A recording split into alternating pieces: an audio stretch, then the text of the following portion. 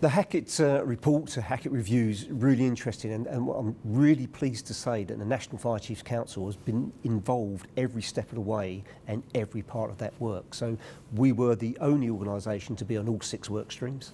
We're now engaged in the priority work, so if we call it the joint competent authority, the change in legislation, the joint inspection teams, all those sorts of the competency framework. We've got people engaged in every one of those systems. So I think the great thing about National Fire Chiefs Council, because we represent fire and rescue authorities, fire and rescue services, we have got nothing to get out of this apart from public safety.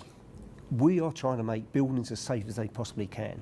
We think the definition of high-risk buildings is too narrow. Buildings, high-rise buildings above 10 floors, that's fine, but it's too narrow. We want to talk about vulnerable people, sleeping risk, specialised housing, hospitals, care homes, those sorts of things we think should be right up there on that priority list, and we're in there influence every step of the way. Just recently we've met with Ministry of Housing and Communities Local Government about how a joint competent authority should operate, and they really are listening to our views.